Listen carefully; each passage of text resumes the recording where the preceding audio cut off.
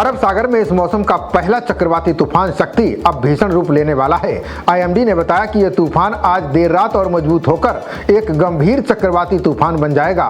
मौसम विभाग का कहना है कि तूफान से समुद्र में हालात बहुत खराब रहेंगे। इसको लेकर महाराष्ट्र और गुजरात में गंभीर अलर्ट जारी किया गया है। 100 किलोमीटर प्रति घंटे की गति से हवाएं और समुद्री तूफानी स्थिति देखने को मिल सकती है। गुजरात के कच्छ में खाड़ी और उसके आसपास अरब सागर में बना कम दबाव का क्षेत्र अब चक्रवाती तूफान बन गया है। इस बार श्रीलंका ने इस साइक्लोन को शक्ति नाम दिया है। महाराष्ट्र में आज से 7 अक्टूबर के बीच साइक्लोन शक्ति को लेकर अलर्ट जारी किया गया है। इसका असर मुंबई, ठाणे, पालघर, रायगढ़, रत्नागिरी और सिंधुदुर्ग जिले में दिखेगा। यहाँ 55 से 100 किलोमीटर प्रति घंटे की रफ्तार से हवाएं चलेंगी।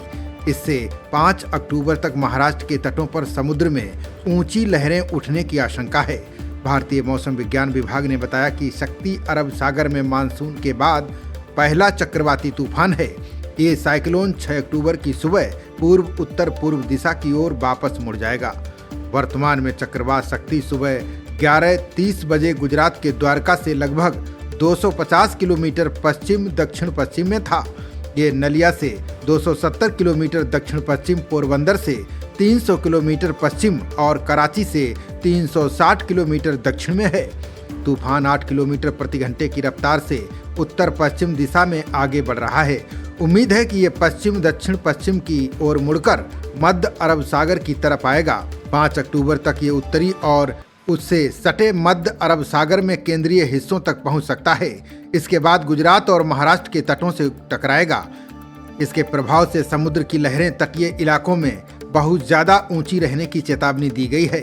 मौसम विभाग ने मछुआरों को भी समुद्र में न जाने की सलाह दी है।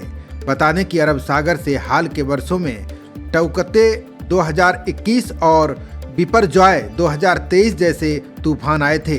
दूसरी तरफ बंगाल की खाड़ी के ऊपर एक गहरे दबाव का क्षेत्र बनने से आंध्र प्रदेश और उड़ीसा के कई जिलों में भारी बारिश और बाढ़ आ गई है। आंध्र प्रदेश में कल से ही बारिश से जुड़ी 3 घटनाओं में 4 लोगों की मौत हो चुकी है। उड़ीसा के गजपति जिले में लैंडस्लाइड के कारण 2 लोगों की जान चली गई और कई लापता हो गए हैं। आईएमडी ने बताया कि विदर्भ और मराठवाड़ा के कुछ हिस्सों में भारी से बहुत भारी बारिश हो सकती है, जबकि उत्तर कोंकण के निचले इलाकों में बाढ़ जैसी स्थिति बन सकती है। राज्य सरकार ने जिला प्रशासन को आपदा प्रबंधन प्रणाली सक्रिय रहने के निर्देश दिए हैं। तटीय और निचले इलाकों के लोगों के लिए निकासी योजना तैयार रखने, समुद्र यात्रा से बचने की अपील करने और सुरक्षा के पुख्ता इंतजाम करने के निर्देश दिए हैं। बता दें कि इस चक्रवात का नाम शक्ति रखा गया है। यह नाम श्रीलंका ने दिया है। इस बार साइक्लोन के नामकरण की जिम्मेदारी श्रीलंका की थी। ये प्रक्रिया विश्व मौसम संगठन यानी WMO और एशिया प्रशांत के लिए आर्थिक और सामाजिक आयोग ESCAP द्वारा तय की गई प्रणाली के तहत होती है।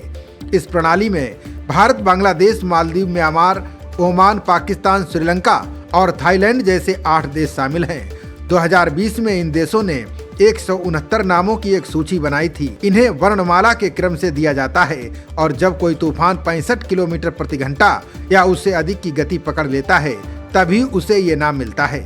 शक्ति इस सूची का पहला नाम है। खबरों का सिलसिला जारी रहेगा। देखते रहिए जनप्रवाद। नमस्कार।